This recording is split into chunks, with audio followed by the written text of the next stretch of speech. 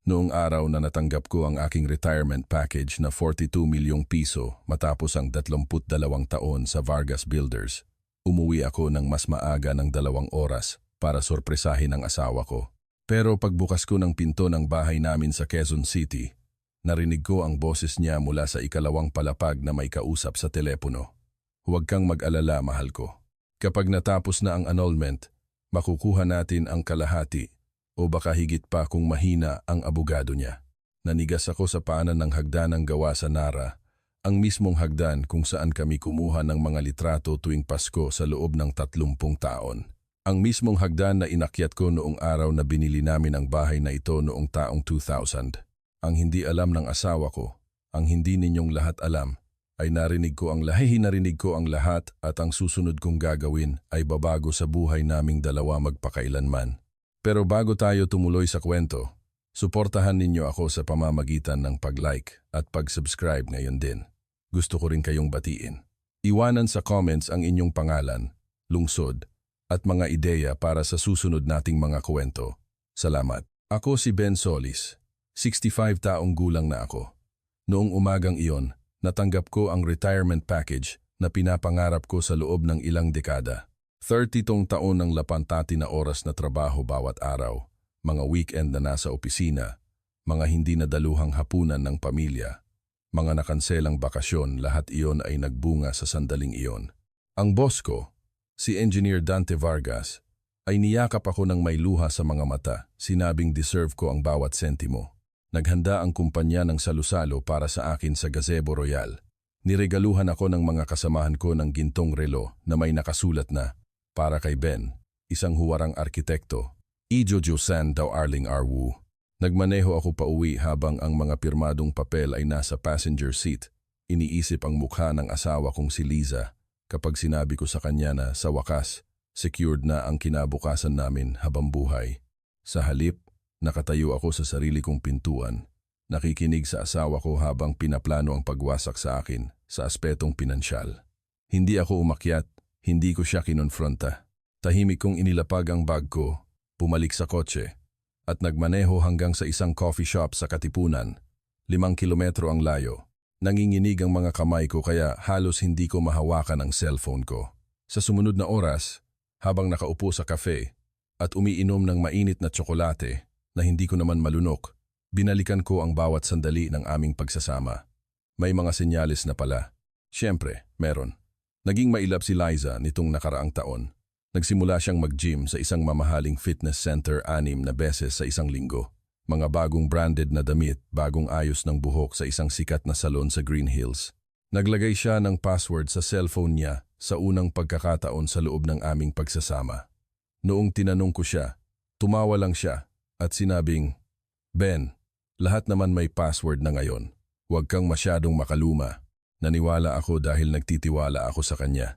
Dahil 32 taon kaming bumuo ng buhay. Dahil siya ang asawa ko, ang ina ng mga anak ko, ang katuwang ko.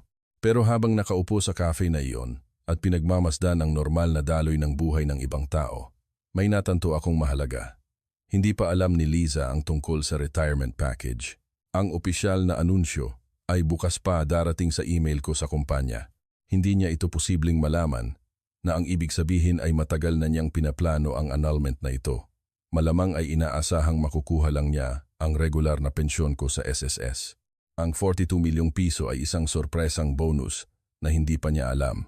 Inilabas ko ang phone ko at tinawagan ang kasamahan kong si Joy mula sa IT department. 15 taon ko nang katrabaho si Joy at siya lang ang taong mapagkakatiwalaan ko. Joy, may hihilingin akong importante. Pwede mo bang tignan kung sino ang pumasok sa retirement file ko bago ito opisyal na inanunsyo? May katahimikan sa kabilang linya. Sir Ben, baka mapahamak ako rito. Sige na Joy, importante lang talaga. Makalipas ang 15 minuto, tumawag uli si Joy. Mukhang tensyonado ang boses niya. Sir, binuksan ang file mo noong kamakalawa ng 3:45 ng hapon ni Gina mula sa Human Resources. Pero sir, may iba pa. Ang file ay sinend sa isang external email. Anong address? troy.legal.services@email.com. Troy Legal Services. Hinanap ko ito sa Google doon din sa cafe. Ang website ay nagpapakita ng litrato ng isang lalaking nasa 45 taong gulang, gwapo, fit, at may kumpiyansang ngiti. Ang mga serbisyo nila ay kasama ang retirement planning, financial advice para sa annulment, protection of assets, at pag-maximize ng marital settlements. Sumandal ako sa upuan. Pakiramdam ko ay nawala ang sahig sa ilalim ng mga paa ko. So iyon ang lalaking kausap niya.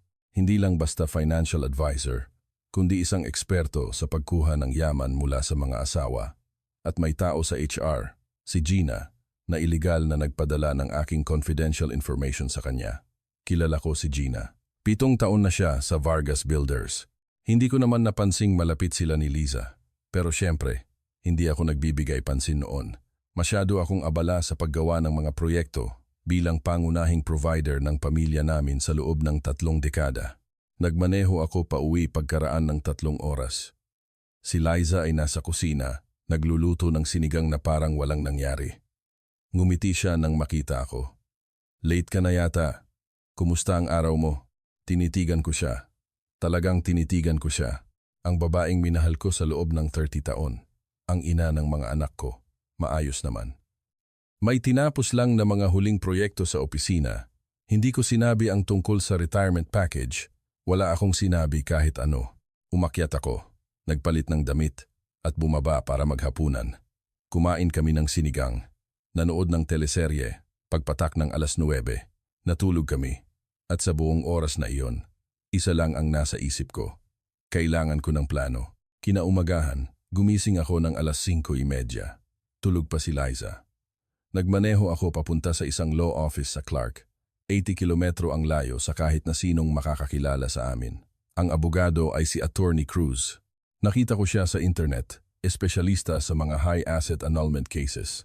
Mga kaibigan, ang bawat kuwentong ibinabahagi ko ay lumalabas araw-araw, pero ipapakita lang ito ng YouTube sa inyo kung pipindutin ninyo ang pulang subscribe button. Pindutin ang subscribe, i-on ang bell, at hindi kayo mahuhuli sa mga kwento. Salamat. Si Attorney Cruz ay isang lalaking nasa 58 taong gulang. Matalas ang mga mata at suot ay napakalinis na barong. Sinabi ko sa kanya ang lahat. Ang retirement package, ang narinig kong usapan, ang email mula sa HR, at ang tungkol kay Troy. Sumandal siya sa kanyang swivel chair. Mr. Solis, prangkahin kita. Pinaplano ng asawa mo na makakuha ng kalahati ng yaman mo. O higit pa kung mapapatunayan niyang may ambag siya sa tagumpay ng karir mo na madaling ikatuwiran sa isang 30 taong pagsasama. Nakaramdam ako ng sakit sa tiyan. Gayunpaman, pagpapatuloy ni Attorney Cruz, mayroon tayong mga alas. Una, hindi niya alam na alam mo na. Pangalawa, ang empleyado sa HR na nagpadala ng impormasyon mo ay lumabag sa Data Privacy Act.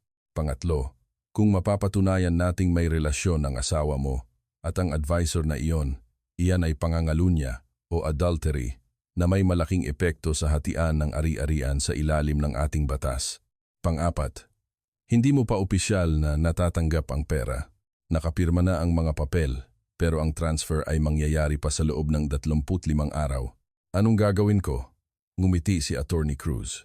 Hindi ito isang mainit na ngiti, kundi ngiti ng isang taong marami nang napanalunang laban. Kumilos ka ng normal. Mag-ipon tayo ng ebidensya at sa loob ng 35 araw, sisiguraduhin nating protektado ang retirement package mo sa paraang hindi niya ito mahahawakan. Lumabas ako ng opisina niya, bitbit ang listahan ng gagawin. Idokumento ang lahat. I-record ang mga usapan kung saan legal ito. Kumuha ng private investigator. Huwag munang galawin ang pera, huwag magpalit ng password, at huwag ipakitang may hinala ako.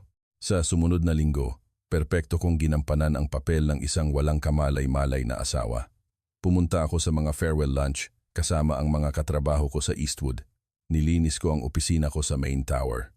Iniuwi ko ang mga halaman ko, ang mga parangal, ang mga litrato ng 22 taon ng mga proyekto. Tinulungan ako ni Liza na mag-ayos ng home office sa kwarto na dating kay Danica bago ito nag-asawa. Maalaga siya, malambing. Tinatanong niya ako tungkol sa mga plano ko sa retirement. Iniisip ko na pwede na nating gawin ang bakasyon sa Japan na matagal mo nang gusto, sabi niya sa akin isang gabi habang nagkakape kami sa beranda. Gusto mong makita ang mga cherry blossom, di ba?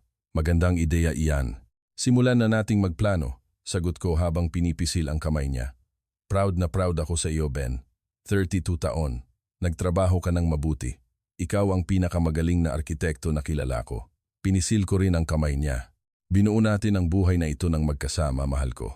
Ang bawat salita ko ay lasang abo sa loob ng bibig ko. Samantala, kumuha ako ng private investigator na nagngangalang Mang Bert. Dating pulis si Mang Bert. Nasa 60 taong gulang, propesyonal at tahimik. Ibinigay ko ang impormasyon tungkol kay Troy at ang schedule ni Liza. Pinayagan ko siyang gastusin ng anumang kailangan. Tumawag si Mang Bert makalipas ang 5 araw. Sir Ben, nakuha ko na ang kailangan mo. Pwede ka bang pumunta sa opisina ko? Nagmaneho ako agad doon sa isang maliit na mall malapit sa kanto ng Commonwealth. May folder na naghihintay sa akin. Sa loob ay may mga litrato. Si Liza at si Troy na nagtatanghalian sa isang restaurant sa Tagaytay. Si Liza at si Troy na pumapasok sa isang hotel sa Clark. May mga petsa at oras. 9 na buwan na pala ang relasyon nila. Mayroon pa, sir, sabi ni Mang Bert, habang may iniabot na isa pang folder. Inimbestigahan ko si Troy. Ang espesyalidad niya ay tulungan ang mga kliyente na makuha ang pinakamalaking yaman sa annulment. Ang website niya ay nagsasabing asset analysis. Pero ang totoo ay tinutulungan niyang itago ang yaman o gumawa ng paraan para makuha ang yaman ng kabiyak bago maghain ng kaso. Nasangkot na siya sa 15 kaso nitong huling 4 na taon. Sa 13 doon, ang mga kliyente niya ay nakakuha ng higit sa 50%. Paano? Maraming taktika. Itatago ang mga asset, timing na estratehiko. Sa 3 kaso, may ebidensya na pinayuhan niya ang mga kliyente na gumawa ng mga peking dokumento para palabasing may financial abuse ang kabilang panig. Tinignan ko ang mga litrato. Si Liza na nakangiti sa lalaking ito. Si Liza na nakahawak sa braso ni Troy sa parking lot ng hotel. Si Liza na hinahalikan si Troy sa loob ng kotse. Isang buong buhay. Lahat ay nagtapos sa mga litratong ito. Kunin mo lahat. Bawat pagkikita, bawat usapan, lahat. On the way na ako, sir, sagot ni Mang Bert. Nang gabing iyon, nagluto si Liza ng paborito kong menudo. Tinanong niya ako tungkol sa araw ko. Sabi ko naglakad-lakad lang ako sa mall. Naniwala siya. Bakit naman hindi? Hindi ko siya niloko sa loob ng 30 taon. Nang gabing iyon, habang nakahiga sa tabi ng asawa ko at nakatitig sa kisame, gustong-gusto ko siyang sigawan, hingan ng paliwanag, umiyak. Pero naririnig ko ang boses ni attorney. Cruz, huwag mong ipakitang alam mo na. Mag-ipon ng ebidensya, protektahan ang sarili. Kaya naghintay ako. 2 linggo matapos ang retirement ko, lumabas ang opisyal na anunsyo. Nasa home office ako nang pumasok si Liza, hawak ang cellphone niya. Ang mukha niya ay may halong gulat at kalkuladong tuwa. Ben, nakita ko lang sa group chat ng mga taga Vargas Builders. Binigyan ka raw ng malaking retirement package. Magkano raw? Handa na ako sa sandaling ito. Sinanay na ako ni attorney. Cruz sa dapat sabihin. Medyo komplikado. Retirement restructuring kasi iyon. Ang iba ay immediate payment. Ang iba ay annuity. Inaayos pa ng kumpanya ang mga numero, pero mga magkano. Nagkibit balikat ako na parang walang paki. Matapos ang tax at yung annuity setup, baka nasa 10 milyon lang ang makuha agad. Ang iba ay darating sa loob ng 25 taon. Bahagyang lumaylay ang balikat ni Liza. Nag-expect siya ng 42 milyon. Okay. Malaki pa rin ang 10 milyon. Marami na tayong magagawa doon. Oo naman. Pero dapat nating invest ang karamihan para sa pagtanda natin. Alam mo na, sa mga gamot kapag matanda na tayo. Tumango siya. Pero nakita ko ang pagtakbo ng isip niya. Nagbabago ang plano nila ni Troy. Nang gabing iyon, narinig ko uli siyang may kausap sa phone. Naglagay ako ng recording device sa kwarto namin sa payo ni Attorney Cruz. Pumasok si Liza sa banyo, pinuksan ang shower, at tumawag. Mas maliit sa inaasahan natin. Sabi niya 10 milyon lang ang cash. Ang iba ay staggered payments. May katahimikan habang nagsasalita ang nasa kabilang linya. Alam ko, pero hindi na tayo makakapaghintay. Mag-63 na ako sa susunod na buwan. Kailangan nating maghain na agad. Isa pang katahimikan. Sige, naiintindihan ko na masama ang timing pero okay na to. Sige, magkita tayo sa Huwebes sa dating lugar. Ipinakinig ko ang recording kay Attorney Cruz kinaumagahan. Maingat siyang nakinig habang nag-no notes. Perfect. Malinaw dito ang intensyon at pagpaplano. Ngayon, ito ang gagawin natin. Ang transfer ng pera ay sa loob ng 14 na araw. Pagdating ng pera sa account mo, ililipat natin agad iyan sa isang protected trust fund na itatayo natin ngayong linggo. Legal ito, matibay, at sadyang dinisenyo para sa retirement assets. Pagkatapos, tayo ang unang maghahain ng annulment. Wait, ako ang unang maghahain. Siyempre, mas malaki ang bentahe ng unang naghain. Ikaw ang pipili ng jurisdiksyon, ikaw ang may hawak ng kwento, at higit sa lahat, sa ebidensya nating hawak tungkol sa adultery at financial conspiracy. Ikaw ang nasa driver's seat. Siya ang maghahabol. Inilabas ni Attorney Cruz ang isang spreadsheet. Ang bahay niyo ay nagkakahalaga ng 8 milyong piso. May 2.5 milyon kayo sa joint savings. Ang SSS at iba pang investments mo ay nasa 3.8 milyon. Ang sa kanya ay 900,000 lang. May dalawa kayong kotse. Sa isang normal na kaso, may karapatan siya sa kalahati. Pero Ben, hindi ito normal na kaso. Nangaliwa siya. Nakipagsabuatan siya para lokohin ka kasama ang kabit niya. Pinaplano na niyang itago ang mga asset. Hihilingin natin ang 65,305 na hatian pabor sa iyo. At sa tingin ko makukuha natin iyon. At ang retirement package?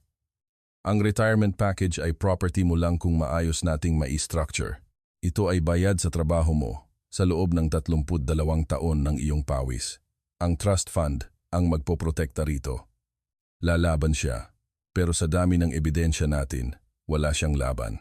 Sa sumunod na 14 na araw, itinuloy ko ang pagpapanggap.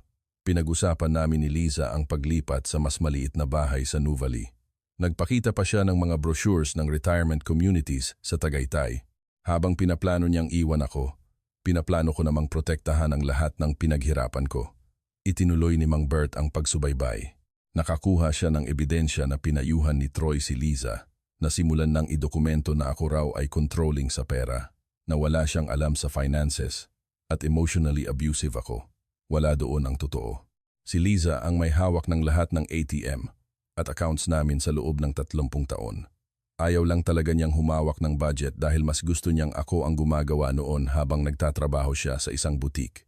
Pinagmumukha nila akong kontrabida para makahingi sila ng higit sa kalahati. Kumukulo ang dugo ko sa bawat bagong ebidensya. Sa ika-14 na araw, pumasok ang retirement package sa account ko sa BDO 42 milyong piso. Nakita ko ito sa mobile app ko ng 9:45 ng umaga. Bandang 11:15, inilipat na ni Attorney Cruz ang lahat sa Ben Solis Retirement Trust. Noong 11:35, nakalock na ang trust fund sa ilalim ng batas. Eksaktong 3:00 ng hapon, naihatid ang mga papeles ng annulment kay Liza sa bahay namin. Wala ako doon. Pinayuhan ako ni Attorney Cruz na tumuloy muna sa isang hotel. Ang kasamahan ni Mang Bert ang nag-abot ng papel at kinuhanan ng video ang reaksyon ni Liza. Shocked siya. Gulat na gulat. Agad siyang tumawag kay Troy. 6:00 ng gabi, tumawag ang abogado ni Liza kay Attorney Cruz. Galit sila at naguguluhan. Gusto nilang malaman ang tungkol sa retirement package. Gusto nilang makipag-ayos. Kinabukasan, pumunta ako sa opisina ni Attorney Cruz. Naka-loudspeaker ang tawag. Ang kliyente ko ay handang makipag-usap, sabi ni Attorney Cruz ng mahinahon. Gayunpaman, dapat ninyong malaman na mayroon kaming napakaraming dokumento ng pakikipagrelasyon ni Mrs. Liza Solis kay Mr. Troy Santos, kasama ang mga litrato, hotel records, at mga recorded na usapan tungkol sa plano ninyong lukuhin ang kliyente ko sa pamamagitan ng mga peking paratang ng financial abuse. May katahimikan sa kabilang linya. Bukod pa rito, pagpapatuloy ni Attorney Cruz, may ebidensya kami na kumuha si Mrs. Solis ng confidential information tungkol sa retirement package ni Mr. Solis sa iligal na paraan mula sa HR ng Vargas Builders. Handa kaming magsampa ng kasong kriminal laban kay Mr. Troy Santos at sa empleyado ng HR kung kinakailangan, mas mahabang katahimikan. Kung gusto ninyong malaman ang katapusan ng kuwentong ito, pindutin ang subscribe button. Libre lang ito at malaking tulong sa akin. Salamat.